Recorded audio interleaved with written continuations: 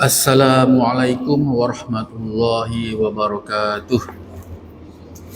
Innal hamdalillah nahmaduhu wa nasta'inuhu wa nastaghfiruh wa na'udzu billahi min syururi anfusina wa min sayyiati a'malina. Man yahdihillahu fala mudhillalah wa man yudlil fala hadiyalah. Ashhadu an la ilaha illallah wahdahu la syarikalah wa ashhadu anna Muhammadan abduhu wa rasuluh. Allahumma salli wa sallim ala sayyidina Muhammad wa ala alihi wa sahbihi ajma'in. Rabbi shrah li sadri wa yassir li amri wahlul 'uqdatam min lisani yafqahu qawli. Subhanaka la ilma lana illa ma 'allamtana innaka antal alimul hakim. La haula wa la quwwata illa billahil aliyyil azim. Yang saya muliakan Tuan Pengerusi Majlis Ustaz Syafawi, yang saya muliakan barisan pengurusan Surau Mutiara Damansara, yang saya muliakan barisan Imam dan Bilal, yang saya hormati para jemaah muslimin dan muslimat yang hadir. Alhamdulillah, syukur kehadrat Allah Subhanahu Wa Taala kerana dengan limpah dan izin kurnianya kita dapat hadir pada pagi ini. Daripada Abu Darda radhiyallahu anhu, beliau berkata, aku telah mendengar Rasulullah sallallahu alaihi wasallam bersabda, siapa yang melalui suatu jalan untuk menuntut ilmu berarti dia telah menjalani suatu jalan daripada jalan-jalan syurga. Sesungguhnya para malaikat menghamparkan sayapnya kerana redha bagi orang yang menuntut ilmu, manakala seluruh makhluk yang ada di seluruh lapisan langit dan bumi meminta ampun untuk orang alim, sehingga ikan yang ada di laut turut sama mendoakan keampunan untuk orang-orang yang menuntut ilmu. Sesungguhnya kelebihan orang yang alim berbanding orang yang abid ahli ibadah seperti kelebihan bulan purnama atas kalian bintang-bintang. Sesungguhnya ulama itu pewaris Nabi. Sesungguhnya para Nabi itu sebenarnya tidak mewariskan dinar, wang emas dan dirham, tetapi yang diwariskan oleh mereka ialah ilmu. Maka siapa yang mengambil ilmu berarti dia telah mengambil habuan yang paling sempurna. Riwayat Abu Daud, Tirmizi dan Ibnu Majah. Alhamdulillah. Tahniah pada yang hadir. Okey, kita sambung pada muka surat 26 daripada sesi yang pertama minggu lepas. Hari ini sesi yang kedua lah. Minggu lepas kita dah bincangkan umur haid, lepas tu kita dah bincangkan hukum-hukum mempelajari fiqh wanita ni. Saya ingat orang lelaki takut dengan tajuk fiqh wanita ni, sebab dia ingat fiqh wanita ni untuk wanita je, padahal fardu ain bagi lelaki dan fardu ain bagi perempuan. Kalau tak belajar berdosa lah. Fardu ain juga bagi lelaki untuk mempelajarinya, lebih-lebih lagi apabila berhubung kait dengan masalah hukum hakam berkaitan isterinya. Bermula sebahagian daripada hukum bab ini bahawasanya wajib atas seorang perempuan belajar hukum-hukum haid dan istihadah dan nifas, apa yang dia perlukan kepadanya. Kemudian jika dia mempunyai suami yang alim mengetahui, maka wajib atas suaminya mengajarinya. Jika suaminya tidak alim, maka harus dia keluar belajar kepada orang yang alim. Wajib suaminya melepaskan dia, haram dia menegahnya, melainkan jika si suami itu belajar, supaya selepasnya selepas itu dia mengajar isterinya, maka pada ketika itu janganlah dia keluar. Jadi wajib kita kena fokus perkara yang paling penting lah. Okay, kita mula muka surat 26 ni, masih lagi mukadimah. Muka surat 26 sampai muka surat 40 ni dia mukadimah, so saya akan baca agak laju sikit, dan pada tempat yang penting-penting saya akan ulas lah, insyaAllah. Tanda baligh. Baligh membawa maksud sampai umur yang layak dikenakan kewajipan syariat seperti solat, puasa, haji, menuntut ilmu fardu ain dan sebagainya. Ianya juga akan diberati dengan dosa pahala. Maksudnya bila seseorang tu macam kita perempuan yang datang belajar ni, bila kita belajar ni, kita dapat mengajar anak-anak kita kan, anak-anak kecil ataupun anak-anak saudara, jiran-jiran semualah. Jadi bukan sahaja untuk diri kita, tapi untuk anak-anak yang dah hampir baligh lah dan akan melepasi usia baligh. Jadi bila seorang kanak-kanak tu, bila dia baligh, dia dah wajib dah ada beban taklif. Hukum syarak tu dah kena dekat dia, wajib solat, puasa, menuntut ilmu fardu ain dan sebagainya, termasuk haji lah jika mampu. Ini yang kita nak tekankan kepada masyarakat, bahawasanya usia baligh tu sangat penting. Kita mesti tekankan kepada kanak-kanak. Macam tadi saya tengok Surau Mutiara ni, kanak-kanak sangat ramai. Dekat luar tu bermain bagus, dia dekat dengan surau. Jadi kita sebagai ibu bapa ataupun orang dewasa bertanggungjawab untuk menampakkan agama itu besar di mata anak-anak kita. Kita sebagai ibu bapa ataupun orang dewasa bertanggungjawab untuk menampakkan agama itu besar di mata kanak-kanak. Jadi kanak-kanak tengok, anak-anak kita tengok, sekejap kita pergi masjid, sekejap pergi surau kan, sekejap kita beletih pasal agama. Jadi biarkan dia sentiasa dengar pasal agama ni sejak usia dia kecil sampai dia akil balik lah. Jadi terdapat 3 keadaan yang menyebabkan seseorang itu dikatakan telah baligh, iaitu kita dah bincangkan sebelum ni. Yang pertama, perempuan yang keluar haid pada usia 9 tahun Qamariah. Dia perempuan ni bukan dikira sebagai 9 tahun Masihi dia. Jadi bila dia keluar pada usia 9 tahun Qamariah, takriban anggaran tepat-tepat ataupun anggaran lebih kurang, maka dia haid lah, jika cukup syarat haid. Kita dah bincang sebelum ni lah apa 9 tahun Qamariah tu, iaitu 9 tahun hijrah lah, umur hijrah dia. Bagi lelaki keluar air mani, bagi lelaki dan perempuan pun ada ketika berumur sempurna 9 tahun dan ke atas. Menurut Syekh Ramli, 9 tahun tahdidiyah, bukan takribiyah. Sempurna umur 15 tahun secara tahdidiyah sama ada bagi lelaki dan perempuan apabila tidak keluar haid dan tidak keluar mani mengikut kesepakatan ulama.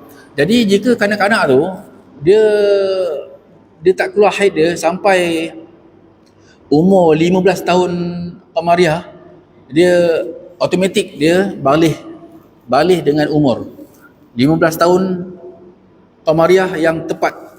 Jadi dia bila tak keluar haid dia tu sampai umur 15 tahun tepat Qamariah, maka dia automatik baligh. So dia dah wajib lah untuk menunaikan segala kewajipan yang diperintahkan oleh Allah Subhanahu Wa Taala. Begitu juga dengan lelaki. Kanak-kanak lelaki ni bila dia tak ada mimpi ihtilam, mimpi basah tu, sampai umur dia 15 tahun Qamariah tepat-tepat, dia automatik baligh automatik dengan umur lah. Lelaki baligh dengan cara ihtilam, iaitu bermimpi atau bayangan yang biasanya berpunca dari imajinasi. Bayangan dan imajinasi pula boleh dipupuk yang biasanya berpunca dari apa yang telah dicerap oleh penglihatan. Kerana itulah lelaki apabila baligh, visual mereka aktif, malah mungkin sebelum baligh pun telah aktif. Lebih-lebih lagi zaman lagi terbuka dan maklumat di hujung jari sekarang ini. Okey, pepatah mata keranjang juga biasanya digunakan untuk lelaki, bukannya perempuan yang tidak dapat mengawal penglihatannya terhadap perempuan kerana visual yang terlalu aktif dan tidak terkawal. Jadi anak-anak lelaki ni itu yang kadang dia yang dapat mimpi basah apa semua, dia baligh kerana visual dia lah, penglihatan dia. Kanak-kanak lelaki yang keluar seperti ciciri mani sebelum mencapai umur 9 tahun. Jadi sebelum 9 tahun, kalau kanak-kanak lelaki ni dia mimpi, bukan mimpi, maksudnya dia keluar macam cecair mani, itu dihukumkan sebagai najis, itu bukan baligh lah. Tetapi jika lebih 9 tahun baru dihukum suci. Maksudnya air mani ni suci. Berbeza dengan punca perempuan baligh bukan dengan imajinasi, tetapi dengan hakikat sebenar, iaitu melihat darah yang keluar dan pastinya dengan terkejut, bimbang, risau, sedih, takut dan sebagainya.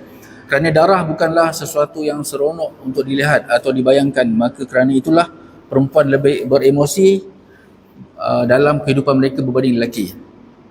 Adakah ini untuk info mukadimah, saya baca lagi sikit lah. Adakah wanita mempunyai mani? Ya, suatu ketika Ummu Sulaim radhiyallahu anha, ibunda Anas bin Malik, datang kepada Nabi SAW dan bertanya, "Wahai Rasulullah, sesungguhnya Allah tidak malu dalam menjelaskan kebenaran." Ya, sesungguhnya Allah tidak malu dalam menjelaskan kebenaran. Jadi kita dalam fiqh wanita ni, kita tidak perlulah malu untuk belajar. Tidak perlu kita malu untuk menjelaskan ilmu tersebut, kerana ianya adalah wajib untuk kita belajar.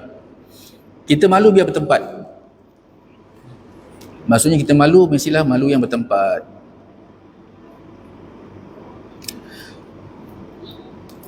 Wahai Rasulullah, sesungguhnya Allah tidak malu dalam menjelaskan kebenaran. Apakah wanita wajib mandi jika dia mimpi basah mengeluarkan mani? Nabi SAW menjawab, "Na'am idza ra'atil ma'." Ya, apabila wanita melihat mani, hendaklah dia mandi hadas. Ummul Mukminin Ummu Salamah radhiyallahu anha yang pada waktu itu berada di sampingnya tertawa dan bertanya, "Apakah wanita juga mimpi basah mengeluarkan mani?" Nabi SAW menjawab, "Fabima yushbihul walad." Ya, dari mana anak itu boleh serupa dengan ayah atau ibunya kalau bukan dari mani.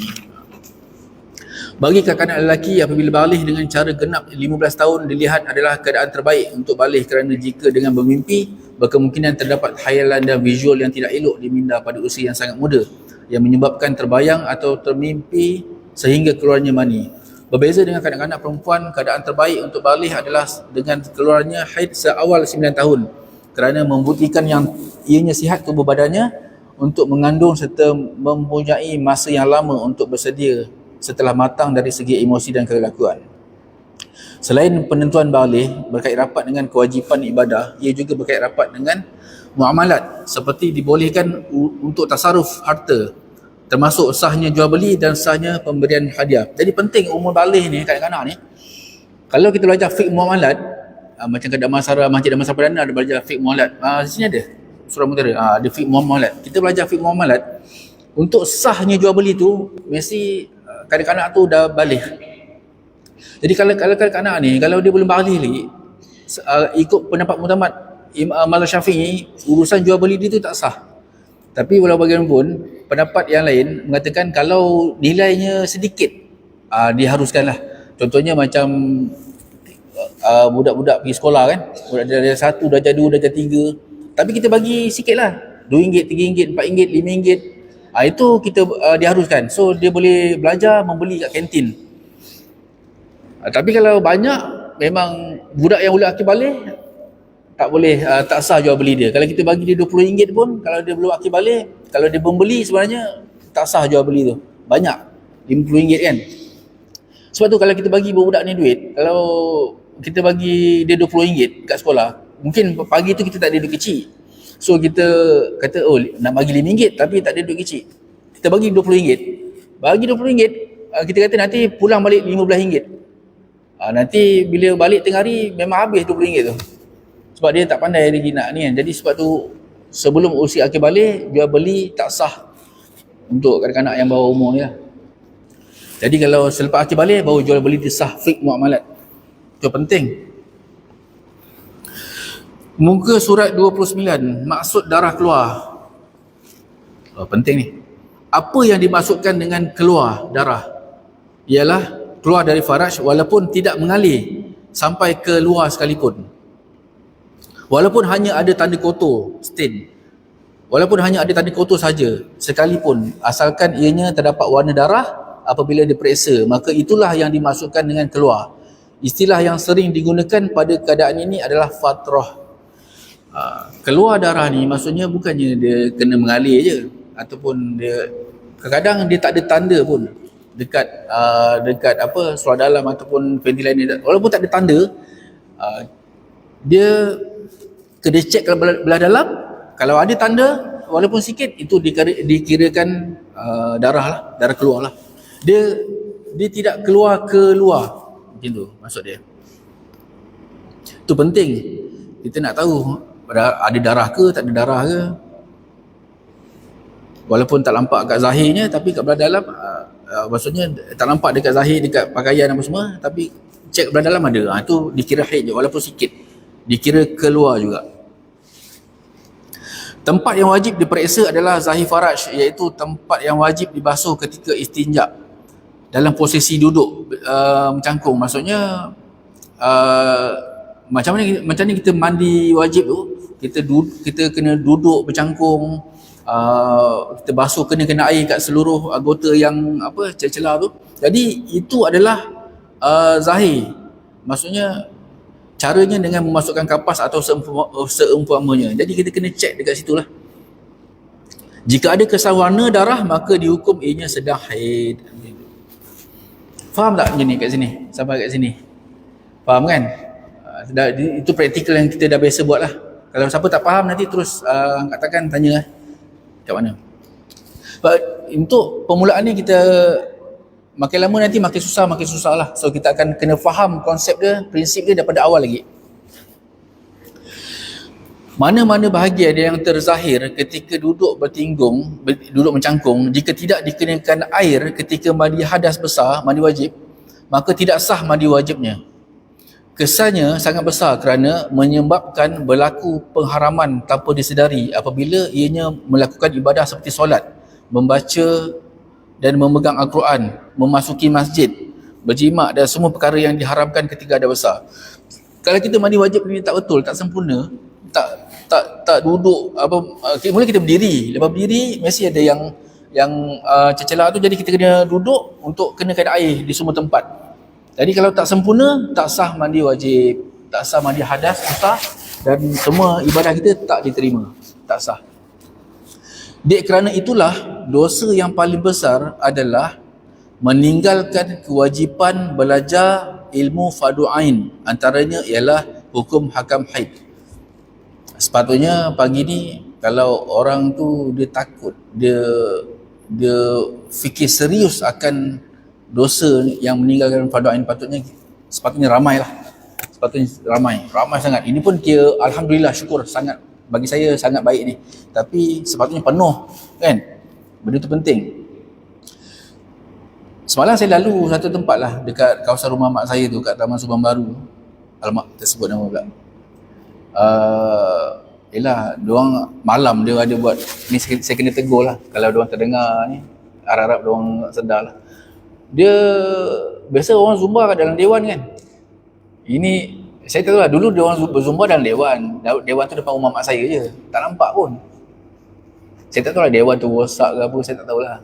Tapi rasa elok mungkin panas ke. Kali itu saya pergi depan, dia pergi rumah mak saya, dia boleh berzumba kat luar tu padang atau ada stage. Jadi boleh berzumba kat luar tu, ramai lah tu. Saya anggaran saya lebih 50 orang lah. Ramai lah. Malam, lepas isyak lah, tak tahulah habis pukul apa tu. Jadi macam mana tu dia zumba dekat luar, orang lalu lalang tengok, semua pakai tudung. Ada beberapa yang tak pakai tudung lah, semua Melayu lah.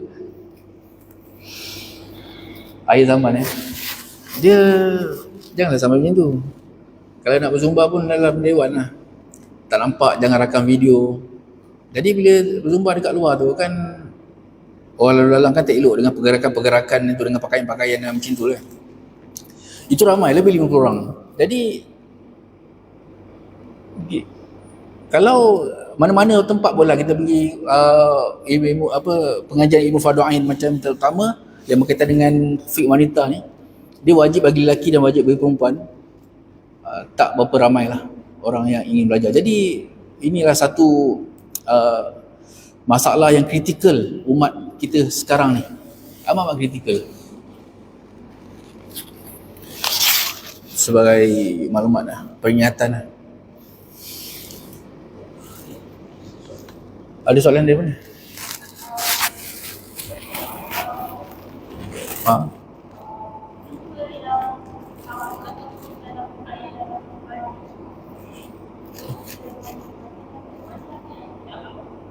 Dia tengok rumah kita lah. Kalau rumah kita ada shower dah senang kan. Kalau rumah kita ada shower, pakai shower lah. Ini rumah kita ada shower atau ada kolah kan. Kalau ni betul pakai shower, kita buka terus dah ni kan. Tu air mutlak lah. Kalau rumah tu tak ada shower, kampung ada, kampung banyak. Kampung biasa tak ada shower. Kalau kita balik kampung, biasa orang kampung kolam dia besar. Orang kampung ni, dia kolam dia betul-betul ikut hukum syarak. Memang lebih 2 kolam lah, sebab kolam tu besar. So kita mandilah pakai kolam. Okay, kalau kolam tu kurang 2 kolam, tapi air mutlak, boleh je.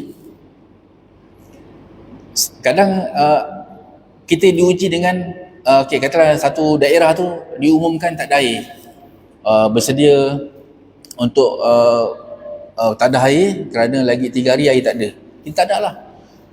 Air tak ada, kalau 1 hari boleh gagal lagi. Kena masuk hari kedua dah kurang dah kita punya kan. Kena lori yang tanker datang pun lambat. Jadi masuk hari ketiga dah makin kurang. Kita rumah pun tak apa nak besar kan. Jadi nak tadah tu tak banyak. Jadi katalah air tu ada air 1 beldi kan. 1 beldi tinggi ni. Air tu air mutlak. Air mutlak ni air mutlak lah, air suci lagi menyucikan lah. Jadi bolehlah mandi wajib pakai tu. Asalkan rata seluruh tubuh badan apa semualah. Ataupun ambil uduk. Kalau ada 1 gayung, kalau 1 gayung tu mencabar sikit lah. Nak ratakan air 1 badan tu mencabar sikit dengan rambut apa semua kan.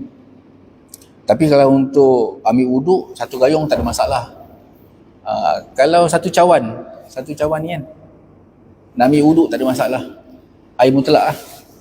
1 cawan air mutlak, ambil uduk tak ada masalah untuk cawan ni. Ini kalau kita diuji dengan air tak ada lah. Kan? Kalau cawan ni, dah lah air tinggal 1 cawan, air pun tak ada lagi. Nak ambil uduk pakai air 1 cawan ni, anak kita masukkan tangan dalam ni, macam mana? Boleh ambil uduk tak? Boleh ambil uduk tak? Boleh ambil uduk tak? Okey, jadi itulah pentingnya kita belajar ilmu fardu ain. Jenis-jenis air. Apakah air mutlak, apakah air mustakmal, apakah air mutanajis, air mutaghair, kan, air musyammas. Kita belajarlah, penting sangat dalam kehidupan kita seharian. Jadi kalau air mutlak banyak ni, kalau anak kita masukkan jari, dia tetap kekal mutlak. Dia tetap kekal mutlak. Macam tu. Ataupun air tu dalam baldi, air mutlak, kita dah cakap dah anak kita, jangan kacau air ni kita nak, ini air khusus untuk kita ambil uduk. Kita satu keluarga. Sekali ada anak kita tercelup tangan ke kan, termasuk kaki ke, dia kekal mutlak. Selagi mana tak ada najis lah, dia kekal mutlak. Macam tu. Apakah maksud air mustakmal? Itu dah jadi bab lain lah tu. Tapi tak apalah, kita masuk sikit. Air mustakmal ni adalah air basuhan pertama wuduk, adalah air basuhan pertama mandi hadas besar, mandi wajib, adalah air basuhan pertama najis hukmi. Itu masuk air mustakmal. Bukannya air mustakmal tu air yang dah digunakan. Itu dari segi bahasa. Kita tak nak dari segi bahasa, kita nak dari segi syarak, istilah syarak. Apakah istilah syarak air mustakmal? Kalau istilah bahasa, air mustakmal air yang telah digunakan. Itu istilah bahasa. Tak nak. Kita yang nak belajar agama, kita nak istilah syarak dia apa? Istilah syarak dia ialah air mustakmal ialah air yang telah digunakan pada basuhan pertama wuduk, pada basuhan pertama mandi hadas, mandi wajib, basuhan pertama najis hukmi. Itu air mustakmal. Okey. Jadi yang tadi soalan tadi, kalau nak mandi wajib, kisahlah pakai kolam ke, pakai dalam baldi ke, ada rumah ada shower, pakai shower lah kan. Lagi senang kan, memudahkan kita. Okay, siapa nak tanya je. Kita hari ni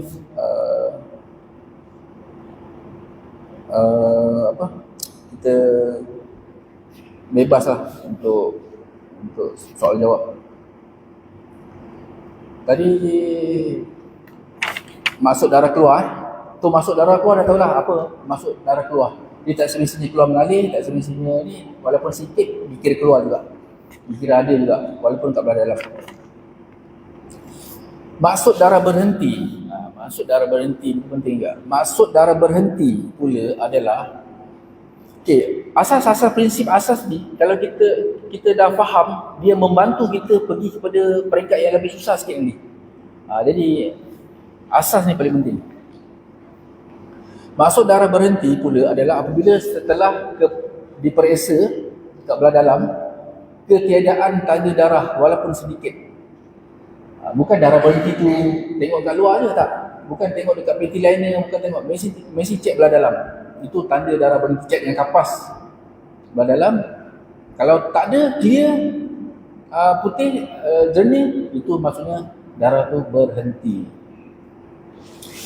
Riwayat Sayyidatuna Aisyah radhiyallahu anha, kanat an-nisa'u yab'athna ila Aisyah radhiyallahu anha bidurjati fiha al-kursuf fihi sufratu min dabil haid fataqul la ta'jalna hatta tarayna al-qasfata al-bayda turidu bidzalika tuhra min al-haidah. Dahulu para wanita datang menemui Sayyidatuna Aisyah radhiyallahu anha dengan menunjukkan kain yang berisi kapas, yakni yang dimasukkan ke dalam faraj, yang padanya ada kesan kekuningan, kesan darah haid. Lalu Aisyah berkata kepada mereka, janganlah kamu tergesa-gesa untuk mandi hadas dalam solat, sehinggalah kamu melihat warna cecair putih pada kapas yang menunjukkan suci daripada darah haid. Maksudnya kalau kita cek ke dalam tu masih lagi ada kekuningan, masih ada tanda dia panggil apa? Sufrah kuning. Satu lagi apa? Yang warna yang terakhir kuning, keruh. Warna keruh tu kan. Jadi dia masih lagi haid. Sampai dia betul-betul jernih. Jenis macam gam uhu tu lah. Apabila ada tanda darah telah berhenti, maka hendaklah diperiksa bagi memastikannya lebih-lebih lagi menjelang tempoh kebiasaan sucinya. Kadang kita mungkin muslimat boleh rasalah, rasa-rasa macam agak-agak, oh ni macam dah ujung-ujung ni, macam dah nak berhenti dah ni. Kita dah tahulah kan, dah bertahun-tahun kan, kita macam dah boleh rasa, boleh agak, hormon pun boleh rasa. Kebiasaannya dah ujung-ujung ni. Jadi kita kena rajin-rajin cek juga tu. Hendaklah diperiksa bagi memastikannya lebih-lebih lagi menjelang tempoh kebiasaan sucinya. Tetapi tidaklah diberati untuk memeriksa setiap minit. Bukan nak periksa setiap minit lah, setiap masa. Tiada kadar waktu tertentu bila disuruh untuk diperiksa. Tetapi sangatlah digalakkan jika tidak keberatan memeriksa setiap penghujung waktu solat dan sebelum masuk tidur. Okay, nanti kita bahas. Walaupun tiada kewajipan berbuat seperti demikian, tetapi bagi mengelakkan ragu-ragu dan menambahkan keyakinan, disarankan berjaga-jaga apabila ada tanda-tanda kemungkinan darah akan berhenti. Tujuannya adalah supaya untuk memudahkan bagi menentukan waktu-waktu solat yang perlu diqada jika ada. Oleh kerana menjadi satu kesukaran dalam menentukan waktu yang tepat bila darah berhenti dan tidak diberati untuk memeriksa dengan kerap, maka para ulama meletakkan beberapa kaedah. Jika sebelum tidur masih haid dan apabila bangun tidur telah suci, maka dikira suci saat sebelum tidurnya lah. Maksudnya masa kita nak tidur tu ada lagi, ni dah ujung-ujung ada lagi. Tapi bila kita bangun tidur dah tak ada, kita cek bangun tidur subuh tu kan, cek dah tak ada dah. Okay, bila nak catitan dia ialah suci bermula masa kita tidur, masa nak tidur. Itu catitan dia. Penting. Catitan ni amat penting untuk membantu kiraan akan datang. Jika sebelum tidur dalam keadaan suci, masa tidur suci. Masa kita nak tidur dah terlelap, sebelum tidur tu suci lah. Bila bangun tidur, mungkin dah bangun subuh, tengok ada darah, kita catat masa keluar darah tu ketika bangun tidur. Macam ni. Tu kaedah catatan dia lah. Bila masa tidur, nak tidur, dia suci lagi. Bila kita dah bangun, ada. Masa pertama kali lihat ada waktu bangun tidur subuh tu, baru kita catat, itulah waktu dia, hari dia, tarikh dia, waktu dia. Jika dia periksa penghujung asar masih haid dan penghujung maghrib telah suci, maka dikira suci sejak penghujung asar. Jadi ulama tetapkan kita kalau boleh, kalau dah hujung-hujung dah nak habis tu, kita ceklah setiap hujung waktu tu. Contohnya, saya beri contoh lah ni kita tengah haid lah ni, tapi dah hujung-hujung lah. Baca dah nak berhenti dah.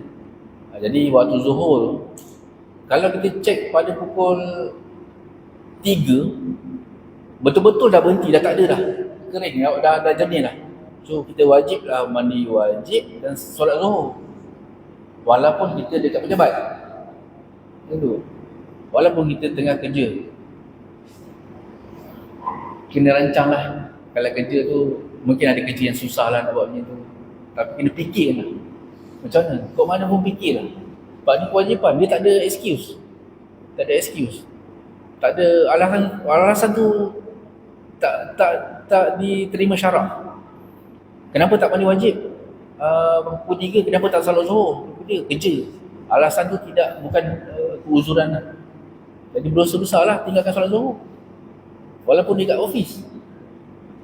Kena fikirlah, balik kejap ke, mujahadah lah. Minta excuse kat bos ke, pergi hotel sebelah ke, pergi ada set mandi lah. Dah tahu hujung-hujung, aku dah hujung-hujung ni, aku dah tahu dah, biasa aku 8 hari. Dah hujung-hujung lah ni, dah rasa macam hujung-hujung. Okay, bawa lah set mandi. Anytime dia boleh berhenti. Kita dekat mana pun, anytime, bukannya kat rumah je. Bukannya mandi wajib ni, mesti kat rumah je. Habis kalau kita dekat tempat lain, dah berhenti, tapi dah zuhur ada lagi, takkan tak nak solat zuhur. Dia bila berhenti je, wajib mandi kerana nak solat zuhur. Kalau kita kata, tak apalah, aku tak boleh nak, ni tengah kerja ni, nanti maghrib lagi lah, balik rumah lah. Kita telah meninggalkan solat zuhur dengan sengaja, meninggalkan solat asar dengan sengaja. Mungkin meninggalkan solat maghrib dengan sengaja, nanti isyak nanti nak niat, mana boleh. Dosa besar meninggalkan solat dengan sengaja. Ini yang terjadi pada masyarakat sekarang ni lah. Asatizah, guru-guru cakap benda ni banyak kali. Yalah, kita hanya mampu menyampaikan lah. Untuk praktikal itu, terpulang pada siapa yang boleh buat, yang mujahadah, yang jaga betul-betul, dia orang mukmin lah, orang yang bertakwa. Memang rare lah sekarang ni, tapi insyaAllah boleh cuba lah.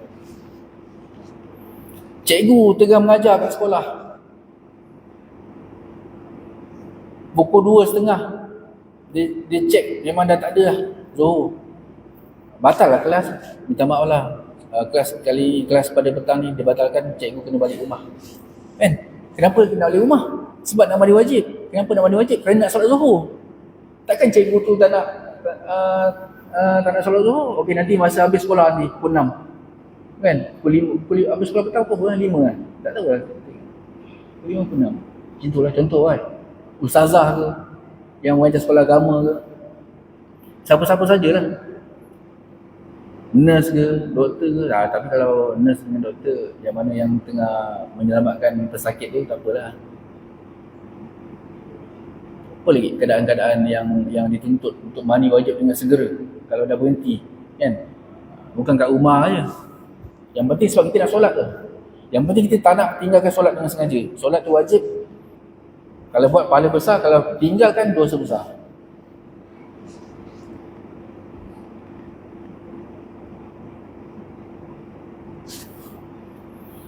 Kalau dia cek pada waktu asar pukul 5.30, pukul 6, pukul 6.30 dia cek, oh dah tak ada. Okey, wajiblah dia mandi, sempat lagi solat asar, dan bila dia cek pada waktu asar dah berhenti, dia wajib mandi, solat asar dan qada zuhur. Pandai. Macam tu. Wajib qada zuhur walaupun masa zuhur tu ada lagi.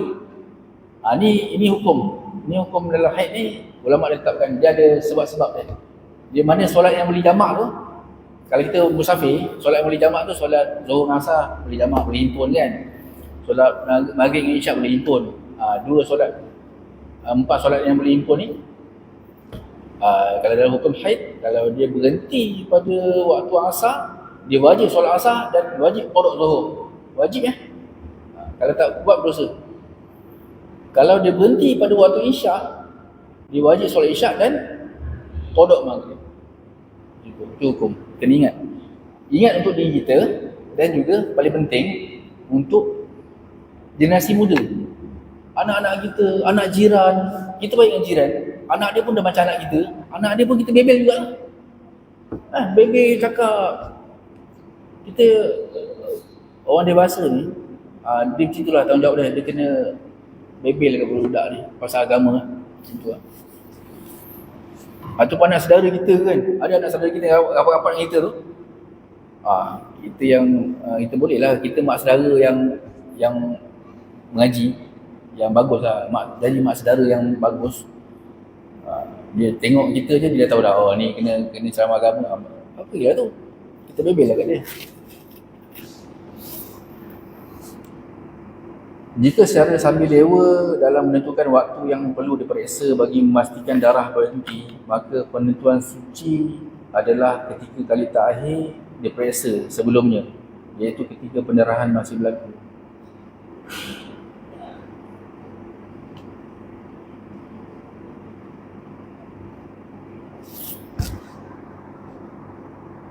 Di maksud ayat ni, kalau kita contohnya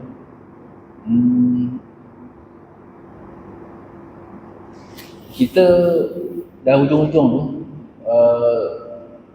kali terakhir kita cek waktu Zuhur lah, katalah pukul 2. Pukul 2 kita cek kali terakhir lah. Tapi waktu Asar kita tak cek. Asar kita tak cek. Maghrib kita tak cek. Isyak baru kita cek. Kalau kita cek Isyak, tiba-tiba dah suci. Suci tu kita nak tatid sejak bila tu? Sejak last kita cek masa Zuhur.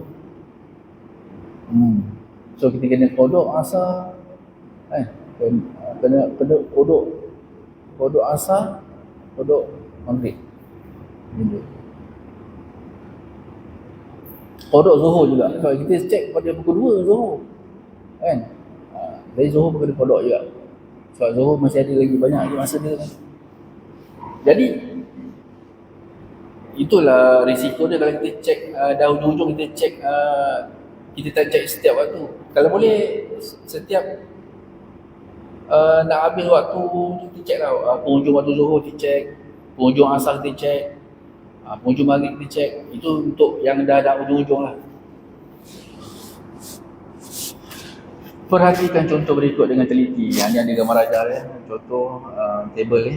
Sebelum tidur haid, bangun tidur suci, maka bermula dikira suci waktu sebelum tidur. Kalau sebelum tidur kita suci, bangun tidur kita haid, bermula dikira haid sejak melihat darah.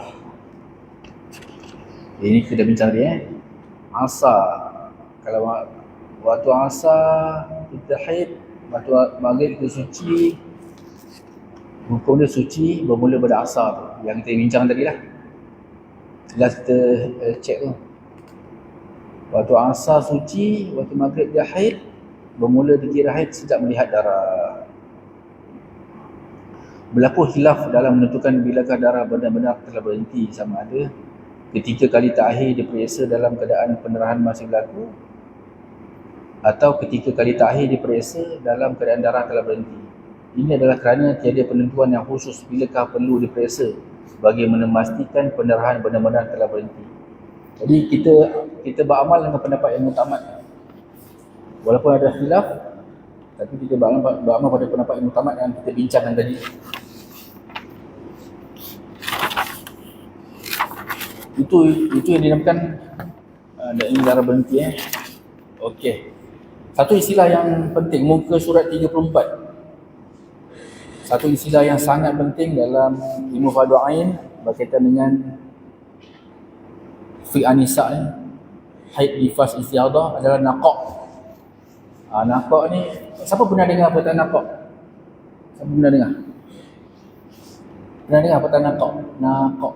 Pernah. Okey, jadi alhamdulillah. Sebab syukur kita datang hari ni kan, kita belajar. So dapat faham nakok. Kalau kita jumpa ustazah, kita pergilah mana-mana pun, kita terjumpa ustazah ke ustaz dia, kita bincang pasal ilmu haid nifas ni, kalau kita sebut nakok, jadi ustaz tu tahulah ni budak ni kita belajar lah, mengaji. Apakah maksud nakok? Nakok ni penting Nakok bermaksud satu keadaan ketika berselang dalam tempoh haid belum sampai 15 hari, maksudnya dalam tempoh 15 hari tu ada darah keluar, berhenti kan. Yang berhenti tu nakok lah. Faham tak? Kan? Kalau dalam tempoh 15 hari, maksimum haid tu 15 hari 15 malam tu ada darah keluar atau berhenti. Kadang dia kejap keluar, kejap berhenti. Memang ada pernah mengalami kan? Kadang ada pernah mengalami kan? Keluar berhenti. Masa berhenti, selang-selang di antara darah tu, masa berhenti tu dipanggil nakok. Nakok ni, okey, kita baca. Nakok bermaksud satu keadaan ketika berselang dalam tempoh haid belum sampai 15 hari, ketiadaan darah yang mengalir keluar. Apabila diperiksa menggunakan kapas, tiada apa-apa. Memang maksudnya suci lah. Dia jernih. Hukum nakok pada selang darah adalah haid. Hukum nakok pada selang-selang darah adalah haid jika darah yang kembali masih dalam tempoh sebanyak-banyak haid. Nanti saya terangkan. Dan hukumnya suci jika darah tidak kembali dalam masa 15 hari 15 malam bermula pada hari yang pertama haid. Okey. Sama sikit. Walau bagaimanapun dalam situasi ini, apabila seorang perempuan mengalami nakok, maka nakok ni bila darah tu keluar, ini untuk kitaran yang barulah. Kita dah suci, bulan lepas dah keluar haid, sudah suci. So untuk kitaran yang bulan ni lah, kali keluar darah pukul 2 petang. 2 petang keluar darah. Bila keluar darah, kita dipanggil manik'. Manik' ni adalah penghalang ibadah. So kita stop solat, kita dilarang solat, dilarang baca Quran, dilarang masuk masjid apa semua lah. Kalau darah keluar, tiba-tiba pukul 5 kita rasa macam dia berhenti. Jadi kita cek memang dia berhenti. Kalau pukul 2 dia keluar, pukul 5 dia berhenti balik. Bila kita cek, betul-betul memang berhenti. Memang kita cek dekat dalam pun memang dia tak ada. So maksudnya baru 3 jam. So nakok. Bila dia berhenti tu, dia baru 3 jam keluar, dia berhenti, maka kita wajib untuk solat lah sebab dia berhenti. Tapi dia baru 3 jam keluar darah, dia haid 3 jam keluar darah. Sebab nanti kita akan masuk kat depan lagi, dah akan terangkan lah. Sekurang-kurang haid dia kat depan lagi, tapi saya terangkan juga sikit sekarang. Sekurang-kurang haid berapa lama? Sekurang-kurang haid tadi saya cakap pukul 2 dia keluar, 2 petang, pukul 5 dia berhenti 3 jam. Itu haid ke? Haid ke tak? So maksudnya berapa tempoh minimum haid? Ni soalan ni saya kena tanya ni masa ambil tauliah mengajar kat Dais, kat Mak Is kan. Soalan fiqah ditanya satu je ustaz tu, berapakah tempoh minimum haid kan? Tanya saya. Alhamdulillah sampai tanya soalan tu. Berapa tempoh minimum haid? Siapa yang nak jawab angkat tangan? Berapa kak? 3 hari. 3 hari maksudnya kalau 2 hari tu 3 hari tempoh minimum haid. 3 hari. 3 hari tu maksudnya macam mana tak? Dia keluar darah 3 hari. Kalau 2 hari bukan haid. Oh macam tu pula. Kak Ilah, tembak je. Tempoh minimum haid 7 hari. Kalau 6 hari Tak, dia maksudnya minimum ni maksudnya. Tadi saya bagi contoh, dia keluar darah 3 jam ke. 3 jam tu haid je. Sehari semalam 24 jam. Ada jawapan lain? 7 hari. Okey, maksudnya faham tak soalan saya? Maksudnya kalau darah tu keluar 3 jam je hari tu haid tak? Haid. Dia keluar pukul 2, stop pukul 5. 3 jam je. Haid tak? Itu maksudnya berapakah tempoh minimum haid, bukan tempoh maksimum. Maksimum kejap lagi saya tanya. Hari kita masuk minimum dulu. 3 jam lah. So jawapan dia sehari semalam 24 jam lah. Lebih tepat 24 jam. Dia kalau cukup 24 jam tu baru haid. Habis tadi keluar pukul 2 petang, stop pukul 5, 3 jam je. Tu darah apa? Kita belajar pada sesi yang lepas, seminggu lepas, darah ada 3 je perempuan ni. 3 je guna darah. Iaitu yang pertama darah haid. Yang kedua darah nifas. Nifas ni bila setelah melahirkan lah. Yang ketiga darah istihadah. 3 je. Okey, tadi kalau keluar pukul 2, stop pukul 5, 3 jam, haid tak? Bukanlah. Kalau bukan, takkan nifas. Nifas bila beranak. Maksudnya dia istihadah 3 jam. Bila dia istihadah, pukul 5 tu dia stop. Bila dia stop je, kita wajib solat lah. Wajib solat apa? Solat asar kan? Solat asar. Tapi Zuhur tadi mungkin kita sempat solat lah 1 lebih. Sempat solat. So bila stop pukul 5 tu, baru 3 jam, kita wajib solat asar. Kalau kita tak sempat solat Zuhur tadi pukul 2 tu, kita wajib qada solat Zuhur lah. Kan? Bila kita pukul 2 keluar darah tu, kita belum sempat solat Zuhur lagi. Mungkin kita tengah bekerja kat rumah, pukul 2 dah keluar. Alamak, tak sempat solat Zuhur, dah keluar darah. Sekali pukul 5 dia stop. Oh, rupanya istihadah, bukan haid. Jadi kita wajib lah qada yang Zuhur tadi, kalau tak solat lagi. So pukul 5 tu dia stop tu, wajib solat asar. Tapi kena mandi wajib tak? Kena mandi wajib tak? Bila stop pukul 5 tu, kena mandi wajib tak? Puan Google. Tak Google, jangan Google. Jangan senang-senang nak ambil ilmu kat Google. Biasa belajar tu. Kena mandi wajib tak? Tak payah. Tak payah kan? Kenapa nak mandi wajib? Sebab dia bukan haid. Kan? Macam tu. Tu faham Faham. Jadi yang kita faham ni lah, yang asas-asas yang kita faham ni lah, kita mesti mengajar balik dekat anak-anak, dekat kanak-kanak, dekat generasi muda, budak umur belasan tahun, budak yang remaja ni. Sampaikan. Sepatutnya hari ni diorang ada, tapi tak apalah. Moga-moga kita dapat menyampaikan lah.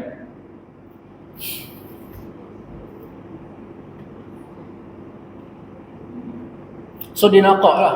So dia baru 3 jam ke 5 dia dah berhenti. Nakak. Tu dia panggil nakak. Kita check, oh tak ada, betul tak ada. Dia check pakai kapas, tak ada. Oh nakak. Tu istilah nakak dia berhenti. So nakak, kita wajib solat, puasa. Kalau puasa, kalau hari tu dia puasa, hari bulan Ramadan, pukul 2 tu dah keluar darah tu, batal lah. Dia wajib ganti puasa lah.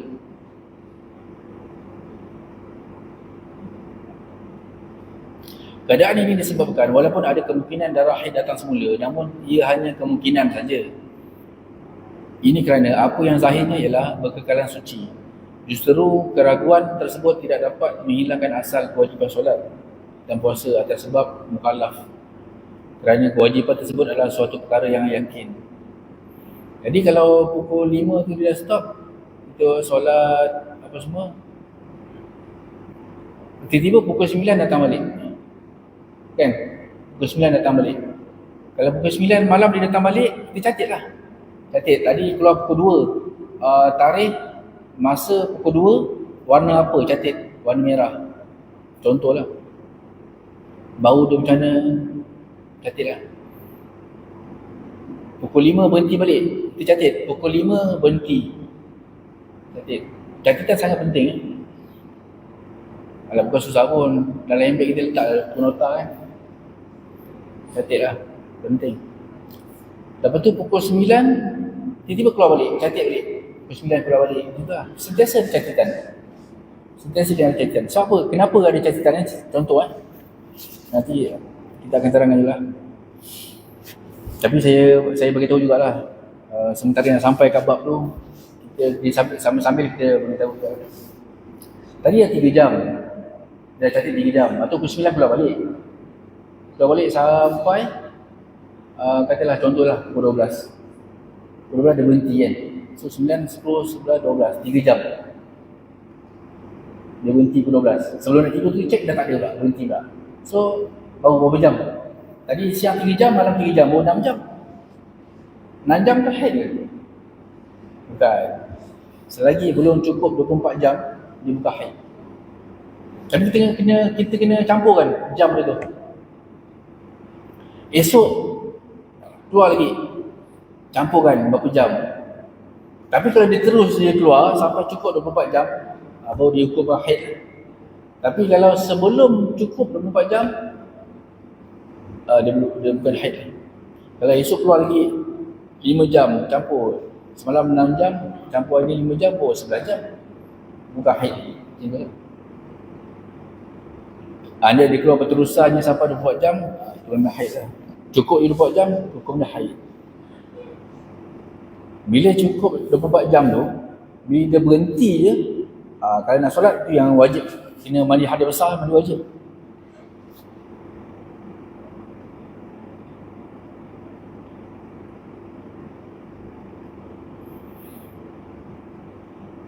Kalau hari pertama dah keluar, dia keluar berterusan sampai 24 jam, sehari semalam, itu haid lah, confirm haid. Jadi hari kedua dia berhenti. Masa berhenti tu kita wajib, mandi wajib, solat dan sebagainya lah. Dia nampak, dia panggil nampak bila berhenti dia. Kalau hari ketiga dia keluar balik, maka kita berhentilah. Kita dilarang solat apa semua lah, keluar sebab dia haid. Tapi di antara itu, dua tu yang berhenti tu, masa nakak tu kita solat. Jadi solat tu bila dia keluar balik, jadi solat yang kita dapat tu sebenarnya tak sah, tapi dapat pahala sunat. Tapi masa nakak tu wajib solat. Sebab bila tak ada darah, dia panggil tiada pahala ibadah, wajib solat. Bila ada darah, dia panggil manik pahala ibadah, kita dilarang solat lah. Orang yang betul-betul menjaga solat, dia akan betul-betul mengaji bab ni. Kalau di luar sana lah, kita doa lah mereka mendapat hidayah. Yang macam jenis tak jaga solat, dalam situasi zaman sekarang ni, kita pun kita tahu keliling kita sama ada dalam keluarga kita ke, dalam ipar duai ke, dalam keluarga yang jauh-jauh ke, jiran ke, kita akan berjumpa lah dengan orang yang tak jaga solat. Orang yang sama ada lelaki atau perempuan yang memang tak solat langsung pun ada. Yang solat tak cukup 5 waktu pun ada. Dia tak jaga. Yang mana tak solat langsung ni, memang kita berjumpa lah. Tipu lah kalau kita tak jumpa kan, memang keliling kita. Jadi yang tak jaga solat ni, bagi dia pelajaran ni mungkin tak penting bagi dia, tapi dia telah meninggalkan perkara yang wajib dan dosa besar tak belajar. Jadi orang yang betul-betul jaga solat ni, dan ini adalah satu pelajaran yang bagi dia yang sangat-sangat penting. Memang dia wajib, tapi penting sangat, kerana ia melibatkan aku boleh solat ke tak boleh solat.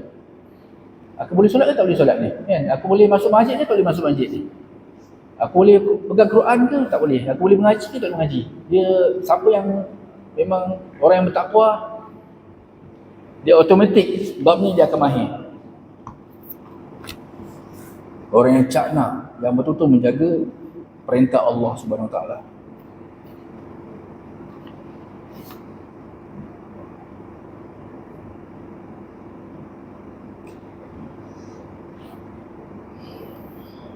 Jika nakak yang diselangi dengan darah masih dalam lingkungan 15 hari 15 malam dan jumlahnya mencapai sekurang-kurang haid iaitu 24 jam, maka nakak yakni waktu ketiadaan darah itu dihukum haid juga. Ini bermakna solat dan puasa yang dilakukan pada waktu nakak tidak sah dan hanya puasa yang wajib diqada.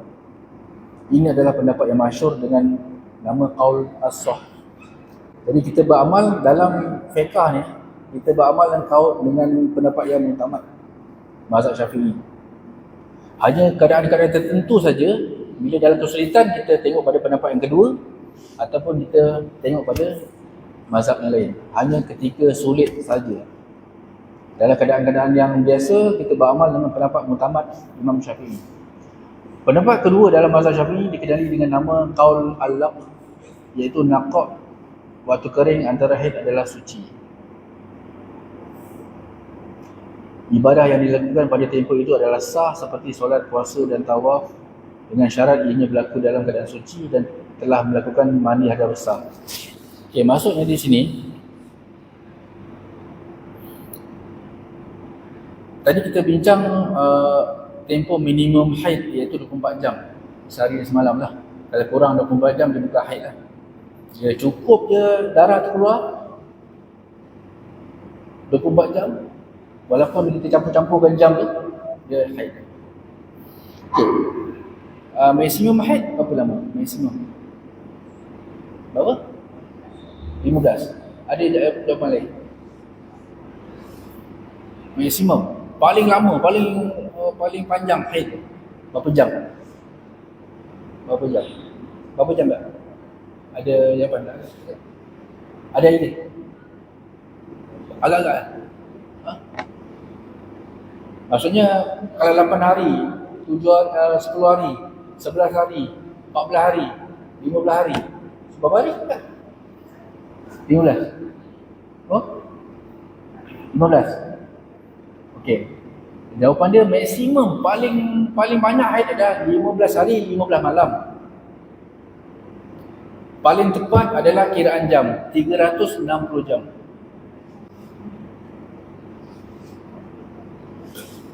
Lima belas hari, 15 malam. Kalau 24 jam kali dengan 15 bersama dengan 360 jam. So kita kira ikut jam lah. Barang siapa yang duduk di dalam majlis ilmu, walaupun dia tak faham, tetap dapat 7 kemuliaan. Bab yang susah, kadang ustaz terangkan tak faham kan, pening, tetap mendapat pahala yang besar dan mendapat 7 kemuliaan. Walaupun orang terlelap kan, tertidur, tapi jangan tidur kan, dia tetap dapat 7 kemuliaan. Jadi maksimum haid adalah 15 hari 15 malam, 360 jam. Jika nakak yang diselangi dengan darah masih dalam lingkungan 15 hari 15 malam dan jumlahnya mencapai sekurang-kurang haid iaitu 24 jam, maka nakak yakni waktu ketiadaan darah itu dihukum haid juga. Okey, contoh saya bagi contoh Hari pertama dia keluar darah 10 jam. Hari pertama dia keluar darah 10 jam. Hari kedua dia 10 jam. Jadi 10 jam tu bukan haid lah. Jadi bila dah berhenti tu dia wajib lah solat semua kan. Tiba hari kedua dia tak keluar. Hari kedua tak keluar, wajib lah solat apa semua. Bila nakak tu tak keluar tu, dia suci tu, wajib buat segala perintah Allah lah. Hari ketiga keluar lagi 10 jam. Hari ketiga kan, keluar lagi 10 jam. 10 jam dia keluar hari ketiga. So dah berapa dia? Berapa jam? Dia mesti accumulated, bawa ke depan, campur-campur. 10 campur 10 baru 20 kan. Jadi hari ketiga dia keluar balik tu 10 jam juga. Baru 20 jam. Jadi 20 jam tu bukan haid lah. Jadi kalau berhenti hari ketiga tu 10 jam tu, baru 20 jam. So dia tak perlu mandi wajib. Dia terus cuci, bersihkan, terus solat. Okey. Hari keempat tak keluar. Hari kelima tak keluar. Kan? Hari ke-6 tak keluar. Hari ke-7 tak keluar. Hari ke-8 tak keluar. Hari ke-9 tak keluar. Kan? Dia ingat dia dah suci lah. Maksudnya dia ingat dia memang tak keluar lagi lah. Tapi baru 20 jam. Tiba hari ke-10 keluar 2 jam. 2 jam je dia keluar, sikit je. 2 jam. So hari ke-10 keluar 2 jam. Dah berapa dah? Dah berapa? Tadi 10 jam. Hari pertama 10 jam, hari ketiga hari ke-10 2 jam. Dah berapa jam dah? Baru 22. Belum haid lagi kan? Haid dah. Hari ke-10 tu keluar lagi 2 jam. Tapi catat, sebab tu penting catat. So dah 22 jam kan? Belum haid lagi. Nampak? Sekali hari ke-11 tak ada, hari ke-12 tak ada, hari ke-13 tak ada, hari ke-14 tak ada, hari ke-15 dia keluar lagi 3 jam. Hari ke-15 dia keluar 3 jam. Berapa jam dah? Hari pertama 10 jam, hari ketiga tadi 10 jam, hari ke-10 2 jam, dah 22. Hari ke-15 dia keluar 3 jam. So 25. So hari ke-15 tu maka genaplah 24 jam. Dah jadi 25 jam kan? Maka itu haid. Jadi haid dia berapa hari? Berapa hari haid dia? Berapa hari ya? Ya, betul. Haid dia daripada hari pertama tadi sampai hari ke-15. 15 hari haid. Pada circle yang bulan tu, haid dia 15 hari. Campurkan daripada hari pertama tu sampai hari ke-15 tu, berapa jam dia keluar tu, campurkan. Bila cukup 24 jam, dia haid. Dan selang-selang yang tak ada tu, nakak tu, itu dikira haid juga.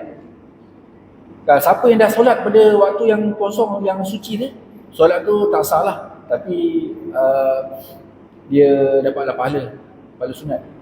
Lepas tu, kalau puasa tak sah. So dia kena qada puasa berapa hari? 5 hari. Faham kan? Kalau hari pertama dia keluar, hari pertama keluar 12 jam dia. Lepas tu tak keluar lah. Oh ni bukan haid ni 12 jam ni istihadah lah kan. Tak keluar, hari kedua tak keluar, 3, 4, 5 tak keluar, 6, 7, sampai hari ke 15 dia keluar lagi 12 jam.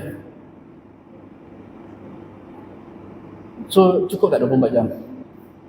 Hari pertama 12 jam, hari ke-15 ujung dia keluar lagi 12 jam. Cukup tak 24 jam? So bila cukup 24 jam dia haid. Jadi berapa lama haid dia? Hari pertama je keluar 12 jam, lepas tu hujung hari ke-15 keluar 12 jam. Dah cukup minimum haid tu 24 jam dah cukup dah. Dah cukup dah jam nak menamakan darah tu haid. Tapi berapa hari kah haid dia? 15. Jadi yang kosong daripada hari kedua sampai hari ke-14 tu, kalau dia solat dia tak sah lah. Tapi dia tak berdosa lah. Kalau dia puasa, puasa dia tak sah. So dia kena qada puasa bulan Ramadan 15 hari. Itulah contoh dia. Macam tu.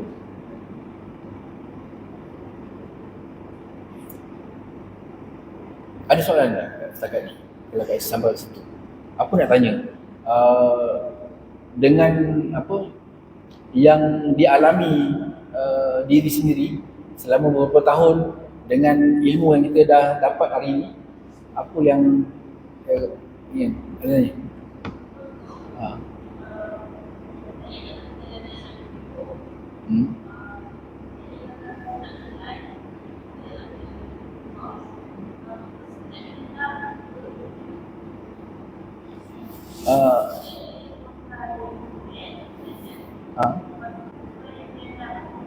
Tak haid dia tak masuk.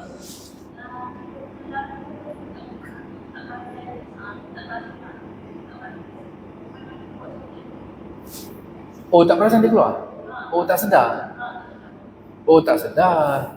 Kita Kita benda tu kadang terjadi kan. Cara praktikalnya kadang tak sedar benda tu kan. Dia keluar sikit je kan. Jadi kita pun berhenti R&R solat kan. Kalau tak sedar tak apalah, dimaafkan lah. Dia kalau yang tak dimaafkan tu, kalau kita tahu, biasa kalau orang keluar darah pun dia solat kan. Kalau dia hukum solat adalah perintah wajib yang sangat besar lah. Dan dalam situasi yang normal, dalam situasi yang suci lah. Lelaki tak ada apa lah. Lelaki okay. Jadi kalau untuk perempuan, kalau dalam keadaan suci, meninggalkan solat dengan sengaja adalah dosa besar. Jadi kalau ketika haid ataupun kadang kita cuai dalam mengaji ilmu agama, kita sangka benda tu istiadah. Darah kan 3 je kan. Aku rasa istiadah ni dia memang tiba yang istiadah kan, dia memang agak-agak je. Padahal kalau ikut yang kita belajar, darah yang keluar tu haid sebenarnya, tapi dia rasa macam istiadah. Dia salah benda tu kawan kan. Sebab dia mungkin dia tak belajar. Okay. Kalau dah belajar betul tersalah tu, mungkin boleh gagal, boleh dimaafkan juga. Sebab dah belajar betul tapi tersalah kerana ilmu ni susah. Dalam fiqh inilah ilmu paling susah sekali. Tapi kalau tak belajar, dia salah kerana tak belajar, benda tu istiadah, tapi benda tu haid, tapi dia rasa istiadah. Maksudnya dia solat, dia telah solat dalam keadaan yang haid. Jadi dosa besar. Sebab Allah perintahkan ketika haid, diperintahkan larangan meninggalkan solat. Jadi bila Allah larang, Allah dah perintahkan dilarang solat, kita kena tinggalkanlah solat ketika haid. Tapi kalau kita buat, itu yang dosa besar. Kenapa buat juga? Ini istiadah lah. Tapi dia duduk, kalau ustazah pun kata, ini haid ni. Mana saya tahu asal dah belajar? Tak belajar. Tu dosa besar. Tak mengaji. Habis kenapa tak belajar? Umur pun mungkin dah banyak kan. Habis surau dia buat. Ada surah Mutiara dia buat, tapi saya tak pergi. Okeylah. Surau pun terlepas lah. Jadi pengurusan surah Mutiara ni dah terlepas dari tanggungjawab. Kita dah buat dah pengajian ni, masyarakat yang tak nak datang, apa alasan dia nak bagi? Kan? Dosa. Masjid ada buat, masjid dah masalah perdana, dah khatam dah ni. Ustazah Faqitah tu. Setiap sebulan sekali je pun. Walaupun sebulan sekali, dah habis dah. Tapi orang-orang Flora datang lah, dekat dengan dia. Surah perdana belum buat lagi tu. Kita buat lagi surah perdana. Ada kan? Tak ada. Tak pernah buat lagi buat ni. Haid Nifah Istiadah, surah perdana. Ni baru nak buat lah. Dia dulu tak ada kan? Kita lah. Jadi kalau tempat kita dah ada, kita yang tak pergi, salah kita lah. Kalau kita salah menentukan hukum darah kan, yang istiadah kita kata haid, yang haid kita kata istiadah. Macam tu lah. Jadi kita belajar ni nak tentukan lah hukum darah tu apa, yang 3 tu, haid ke istiadah ke, ni yang kita nak belajar.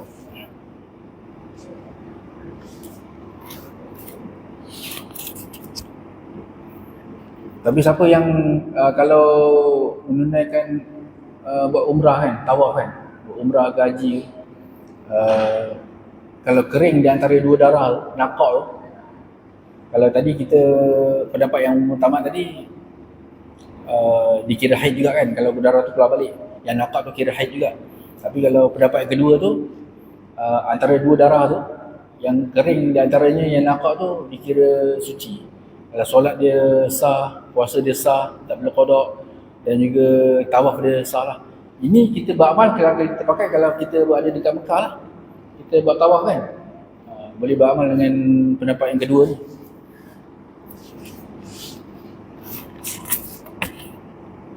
Pendapat yang kedua ni, suci antara 2 darah ni, suci di antara darah yang berselit ni, tidak boleh digunakan lah untuk hukum iddah wanita. Kalau iddah seorang wanita, dia mesti mencapai 3 kali suci, bukan 3 kali suci yang nakak ni. Okey, fatrah. Muka surat 36. Kita dah mula nak masuk sikit-sikit yang pembahasan yang lebih dalam sikit lagi. Lepas tu kita kena faham yang asas, prinsip-prinsip asas ni kena faham. Macam kita belajar matematik lah. Kalau survey tu kita dah faham yang asas, so nak belajar yang peringkat seterusnya lebih mudah. Ini adalah asas yang paling asas, yang mana kita kena mahir. Bila kita mahir, kita dah boleh ajar generasi yang muda, yang remaja-remaja. Bila yang asas-asas je kita dah boleh jawab dah. Tak perlu dah kita nak rujuk ustaz, ustazah, kan? Kita dah boleh jawab dah persoalan-persoalan anak-anak kita. Contohlah, kalau macam anak kita tanya kita survey yang mudah, punca kuasa lah, darab pagi, takkan kita nak suruh dia tanya guru matematik. Kita minta maaf lah, ini bukan abah punya, bukan ayah punya bidang ni. 3 kali 3 kuasa 2 kali 3 kuasa 2. Ataupun bagi darab campur kan. Kena rujuk guru matematik ni. Takkan sampai macam tu. Kan? Takkan benda tu dekat, orang putih kata at fingertip kan. Benda tu dekat ujung jari je. Yang asas-asas ni.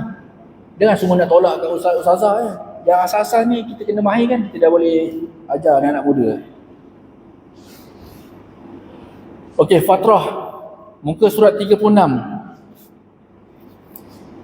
Fatrah ni satu istilah yang penting dalam pengajian haid nifas istiadah ni. Fatrah ni maksudnya ada. Cek ada. Tadi kita nakak kan. Nakak bila kita cek tak ada. Tapi fatrah kita cek ada. Walaupun sikit je kesan dia. Walaupun dia tak mengalir ke. Walaupun dia hanya ada tanda je, tanda sikit tu fatrah. Fatrah bermaksud satu keadaan berselang dalam tempoh haid belum sampai 15 hari. Ketiadaan darah yang mengalir keluar. Apabila diperiksa menggunakan kampas, masih ada kesannya. Hukum fatrah adalah haid dengan tiada khilaf. Ni tak ada khilaf ni. Maksudnya dalam tempoh 15 hari tu, darah kejap keluar, kejap tak keluar. Kejap keluar, kejap tak keluar kan. Kadang keluar sampai tembus, kadang tak tembus, kadang keluar nampak dekat pad. Kadang bila kita cek tak ada kat pad. Bukan dia, kalau tak ada kat pad tu maksudnya tak semestinya dia tak ada tau. Jangan cakap tak ada pula. Dia mesti wajib cek kat belah dalam. Kalau sekurang-kurang had zahir yang kita macam contoh tadi kita mandi wajib kan. Kita mandi wajib, kita menjangkung, kita kena basuh, kena air kat semua tempat. Sama juga begini. Maksudnya kita kena cek belah dalam dengan kapas. Walaupun kat pad tak ada, kalau kita cek ada kesan. Kesan warna keruh kan. Warna kuning cair ke kuning, tu dikira ada. Kita kena catat dalam buku catatan kita ada kuning ataupun merah, tapi dia sikit je belah dalam gitu. Kena cek ada.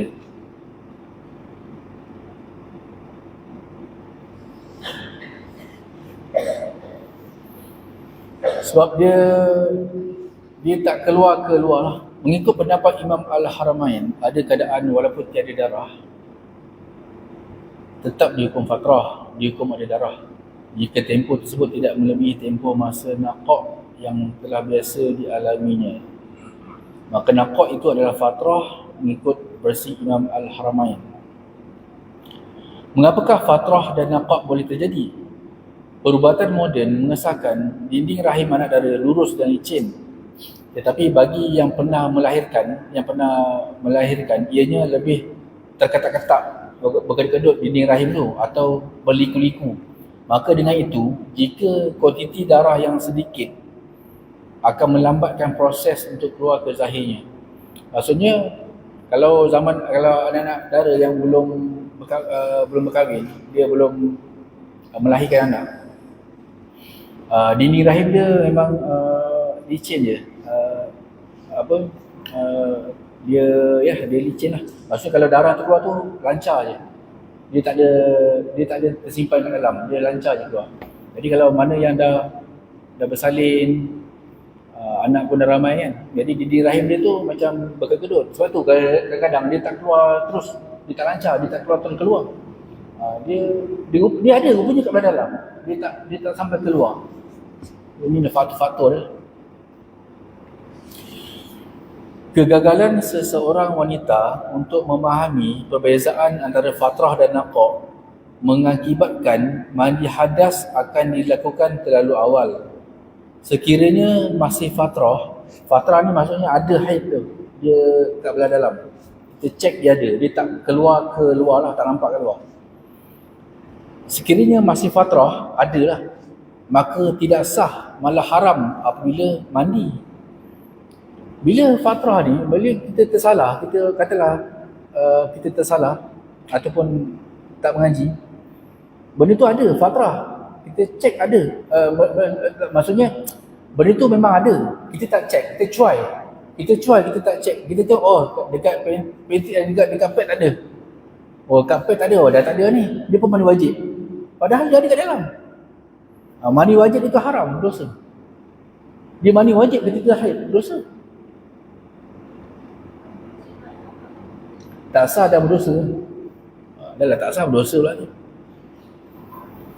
Jangan, maksudnya tak boleh ambil sambil lewa lah. Kena belajar. Oh, tengok dekat pad tak ada je, okey dah berhenti kan. Mana boleh macam tu? Jadi sekiranya masih fatrah, maka tidak sah, malah haram apabila mandi kerana mengangkat hadas. Haram solat, haram baca Quran, haram bersetubuh dan sebagainya. Okey. Sebelum kita masuk kepada sifat darah haid, muka surat 37 ada apa-apa soalan pasal fatrah dan naqah ni? Ada alami tak benda ni? Ya. Tak ada mic ni? Zawi. Tak ada. Apa ni? Kau sikit ya? Nak pergi kerja? Pagi? Tak adalah. Cek dalam pun tak ada.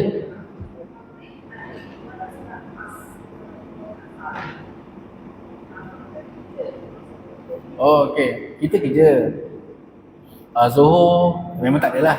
Asar pun tak adalah. Kita yakin tak adalah kan? Yakin tak adalah. Maksudnya ya maghrib baru keluar. Tadi kita ada bincang lah. Okey, maghrib baru keluar. Kitaran yang seterusnya lah tu. Okey. Okey je lah. Okay. Maghrib tu masih kita kerja kan? Tadi Zuhur solat lah.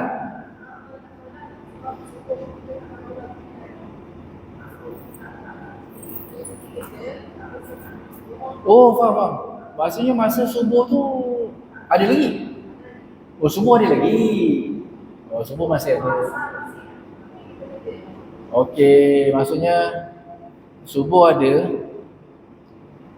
Tapi bila masa tengah kerja, dah masuk waktu zuhur, kita cek tak ada dah. Dah suci lah, cek dalam pun tak ada kan? Okey, akak kerja kat mana? Petronas?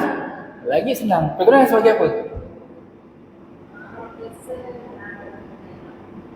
Yalah, dalam Petronas lah. Okey, jadi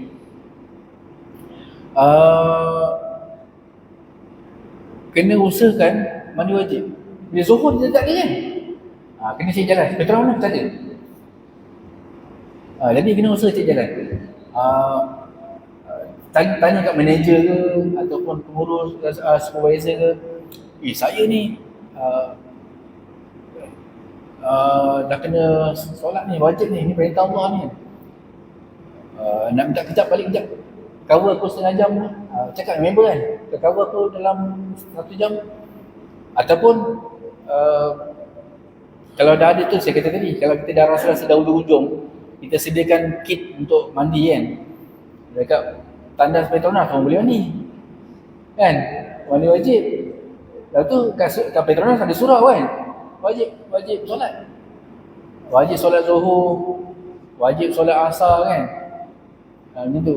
Jangan nak tunggu balik rumah. Balik rumah maghrib baru nak mandi. Jadi zuhur asar tadi kita telah meninggal solat dengan sengaja. Tu saya tanya tadi kerja kat mana kan. Jadi dia kata Petronas lah. Petronas bagi saya macam senang lah. Cuma kita nak kena fahamkan lah kita punya kawan-kawan kerja tu. Kawan-kawan kerja tu pun bukan perempuan juga. Dia macam ni. Kita ni selama ni bertahun-tahun ni seluruh rakyat Malaysia lah, especially yang kerja pejabat ke, kerja kilang ke apa ke, selama ni kita darah kita kering waktu zuhur. Kita tak solat berzuhur. Dah kerja pun dah 20 tahun. Kan? Jadi kita dah tinggal banyak solat. Maka wajib orang tu bertaubat nasuha lah. Dia dosa besar lah. Wajib taubat nasuha. Taubat nasuha betul-betul lah tu, minta ampun pada Allah. Agak-agak lah berapa dah tinggalkan solat selama 20 tahun kerja ni kan. Qada lah. Wajib qada solat. Sepakat ijma' ulama' wajib qada solat yang kita tinggalkan dengan sengaja. Mujahadah, dia kena mujahadah. Jalan jalan untuk menjadi insan yang bertakwa ni bukan jalan senang lenang tau.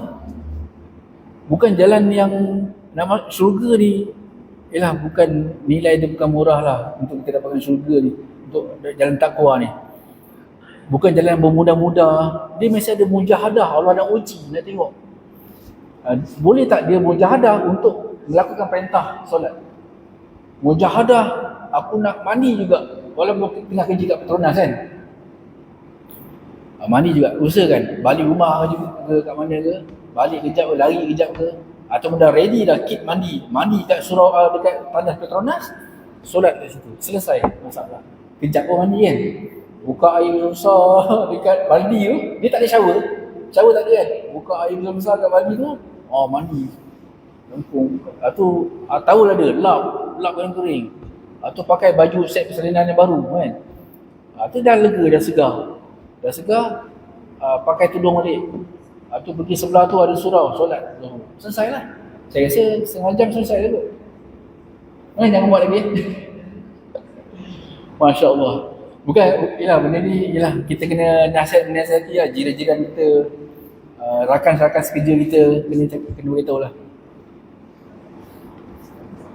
Bahaya benda tu. Okay, tu soalan dia lah. Nanti sampaikan dekat kawan-kawan. Ada lagi soalan lain? Kita nak masuk, okay. Muka surat 37. Sifat darah haid. Sifat darah haid terbagi kepada 3, iaitu warna, kelikatan dan bau. Warna haid terbagi kepada 5 kekuatan. Okay, secara okeylah. Yang mutamat dalam mazhab Syafi'i, warna haid ada 5 Satu hitam. Hitam semua pernah rasa, pernah alami hitam Hitam pernah alami, kemerahan pernah, biasalah tu. 3, merah kekuningan ataupun coklat lah. Coklat, 3 coklat. Nombor 4 kuning. Nombor 5 keruh.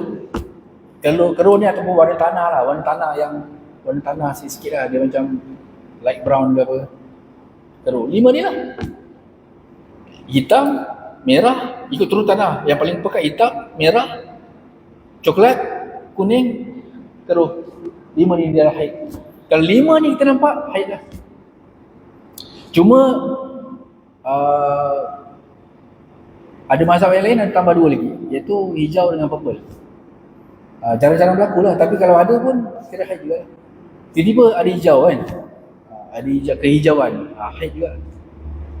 Tiba-tiba ada keluar warna purple, ada terjadi. Sebab tu ulama syarah sebab ada terjadi haid juga. Dalam tempoh 15 hari 15 malam tu, apa saja yang warna yang keluar, yang kita bincangkan tadi, semua haid.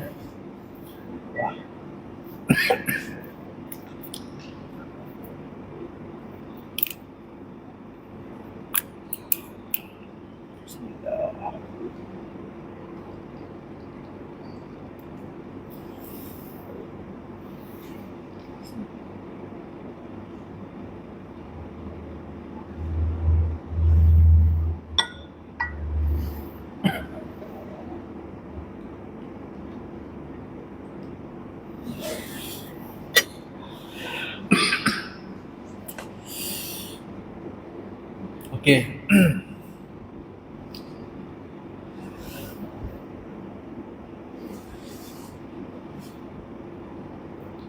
So warna yang 5 ni semua tak ada masalah lah. Memang biasa di dekat, sorry ya, dekat sangkut.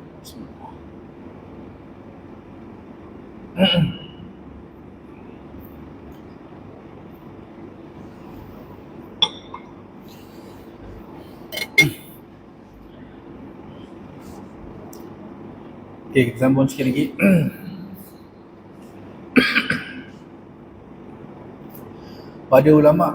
Para ulama berkhilaf tentang hukum warna kekuningan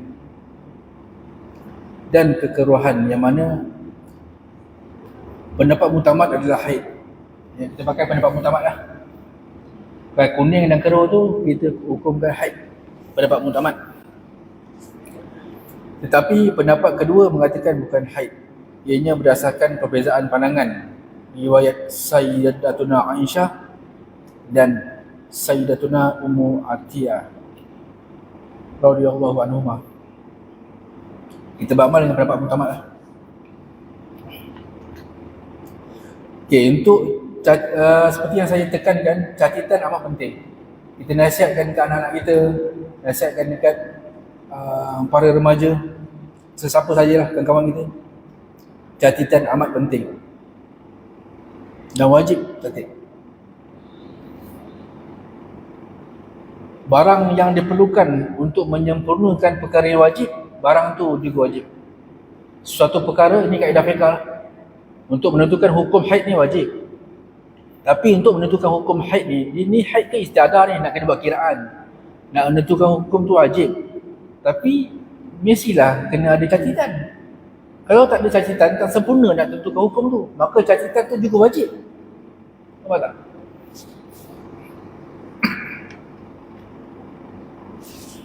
Jika pada darah haid terdapat berbenang, jaluran atau gumpalan yang lebih kuat warnanya, maka kekuatan warna berbenang diambil kira. Contohnya warna darah merah tetapi ada line hitam. Dia merah atau ada line hitam, nak cantik warna apa? Cantikan dia warna apa?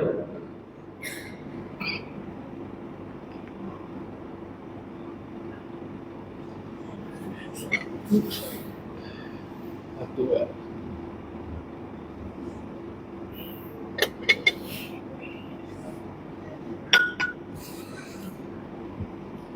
Tengok kapet warna merah, ada line hitam.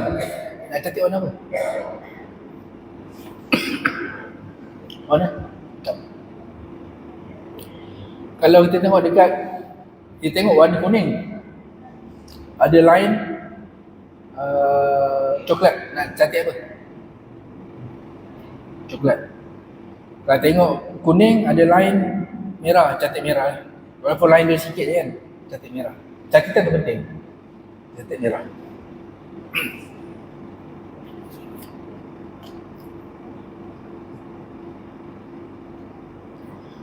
Bau dan kekentalan juga adalah ciri-ciri yang akan menentukan sifat darah haid. Ini adalah pendapat mutamat dalam mazhab Syafi'i. Maksudnya kita ambil kira juga lah. Kalau catatan kita tu tarikh 10 November jam